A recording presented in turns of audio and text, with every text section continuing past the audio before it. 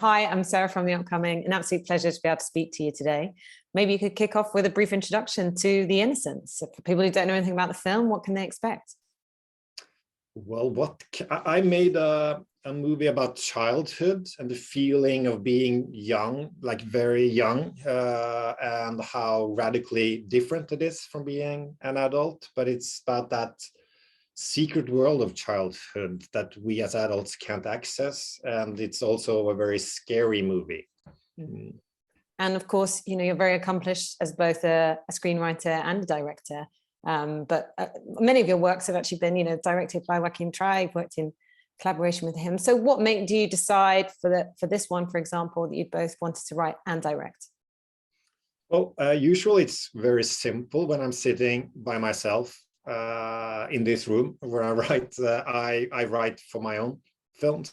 Whatever I come up with is for my own movies. And when I'm sitting with Joachim talking, it's for his films. So it's kind of easy.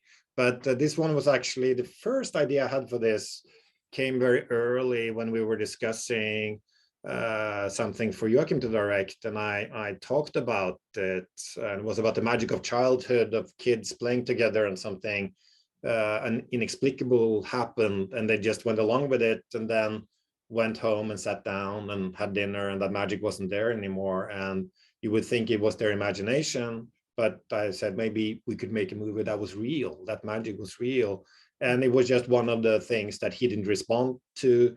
And I just forgot about it, which is the way we work. We just throw ideas at each other, and if it doesn't stick, we just move on. But it came back to me later, and maybe it was because I'm a father and he wasn't at the time. So maybe that was the reason why it resonated much deeper with me than with him. And what's quite interesting about the film is we see in a lot of movies, perhaps there's a lot of focus on the coming of age, sort of teenage years, but here we're kind of before that point. They're that little bit younger. So why do you think it's that very specific age that's kind of fascinating? Well, when I was working on it, for me, it was that magic of childhood. And if there was a real magic there, then that would mean they had some powers. And I started working with that. And then I had progressed quite a long while. And then I thought, oh, I need to talk to people about it. I'll talk to my producer about it. And I would say it's about these kids and they have supernatural powers. And embarrassingly enough, at that point, I stopped and was like, but isn't everyone making that now? Isn't that every movie and television series is about young people with supernatural powers? Oh no, am I making one of those? And I panicked for a moment. And then I just took a step back and said, no, I don't think I'm making that, because my movie is about childhood with a capital C. And all of those movies, or like 90% of those movies and series, are about puberty. They're about like, oh, what's happening to my body? I'm Peter Parker and suddenly webs are ejaculating out of my arms. I need to close the bathroom door because my aunt is knocking. It's very literally about that transformation of becoming an adult with puberty and sexuality and hormones and whatever. And my movie is not at all about that. It's about the magic of childhood and that secret world of children that's completely closed off to adults. And when I was watching it, it feels like it kind of cuts across genres. It's a kind of thriller, there's a bit of horror, drama. Did you take very specific influences or have other films in mind? There were some moments that made me think of The Midwich Cuckoos, which I don't know if that's very random, but I saw that probably when I was too young and it kind of haunted me. So what kind of influences that you might have had in mind? The Midwich Cuckoos, is that the Village of the Damned story? Yes. Yes. Yeah. No, I try to avoid a lot of like the classics of telepathy and telekinetic powers and stuff, because I was very aware, because of that process I just talked about, that I was making something about childhood. So actually I watched a lot of those classics about childhood. French movie called Ponette about the 5-year-old, I think, or maybe 4, and Spirit of the Beehive, and just oh wow, it's so interesting to see what good child acting can bring, and what how cinematic that can be, and try to like stay a bit away. But I rewatched Village of the Damned, which is a very interesting, because they are not really children, they're aliens. You know, so they are very other, because and the kind of hive mentality of the kids communicating without words was something I found inspiring, because I had already that telepathic element in my story. So that was it's a very good movie actually, and I haven't read the novel it's based on, but it's a very good movie, and surprisingly efficient and fun. But now for me it was more about watching those, not the scary films, but the movies about childhood. And tell us about working with this cast. I mean, it's notoriously difficult to work with children, and particularly, perhaps in this kind of genre, and particularly the actress who's has quite severe autism. So how did you cast them, and how did you work with them to kind of elicit these incredible performances? Well, when I'm writing, I'm sitting in my office, which is where I'm right now, and I just try to say to myself, I can't think of like practical issues, because there's so many when you make a movie. So you have to like keep the door closed on all of those things, because you'll just be too constrained by practical realities, which is maybe why I kind of wrote myself into a corner with a movie about 4 very young kids and a cat.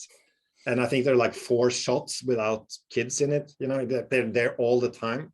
But then we're not naive. So we knew we had to spend a lot of time and a lot of the budget on casting. So we spent over a year finding the kids, and we were very open to just find the best kids. So we changed the sex or ethnicity of all 4. With 2 brothers to begin with, and the autistic nonverbal character was written as a 14-year-old boy, because I was sure I had to go a bit up in age to find someone who could pull that off.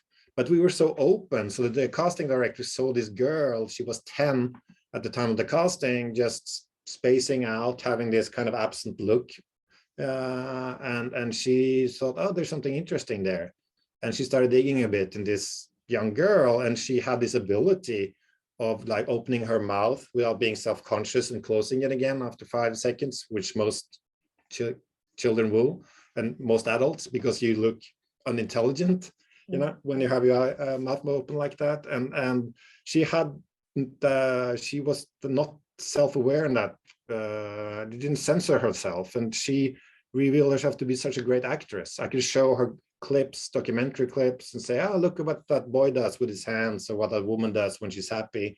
And she would pick up things, she would move her hands differently next time we rehearsed, and she would add stuff like a real professional actress. And she was 10 years old, a gift from the movie gods. Yeah. Almost out of time, but what do you hope people will take away from it? And I guess even from the title, The Innocence, it's definitely exploring the idea of innocence and good and evil, and is this something that we're innately born with, or is it something that's learned? And can a child do something even if they don't have a concept of what that means? So yeah, what do you think people take away from watching it? Well, all of those questions you just brilliantly summed up, but what I enjoyed the most when people come up to me talking about the film is that they start out talking about the movie, and 2 minutes later they're talking about their own childhood.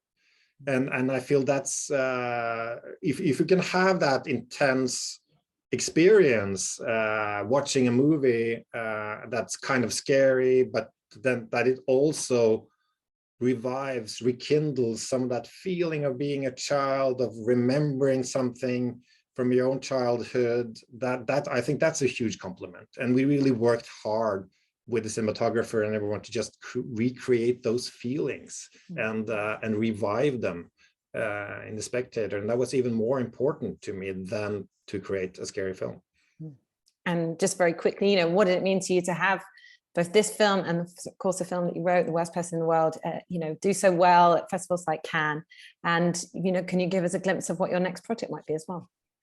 I wish I could. I mean, I feel like you know, it's weird you have this kind of success that you would have dreamed of. To imagine all those doors being open, people asking me, "Oh, what's your next project?" You know, hinting that come this way, we might finance it, and I don't have anything to show them. You know, I should have 3 screenplays under my arm, handing it out, and I have nothing. You know, I just need time now. That's the disadvantage of having kind of success, but with 2 movies traveling at the same time, and that you need to be there, and you need to present the movie. You need to do interviews like these, and it's fun. It's great that people are interested, but it takes away time for writing new stuff. So now I'm just waiting for people to lose interest. Then I'll sit down and write something. Right, well, I'll leave you to it. I'll let you get back to writing so we can see another wonderful film. But, yeah, thanks so much. It was so great to speak to you, and can't wait for everyone else to see The Innocence. Thanks so much. Cheers.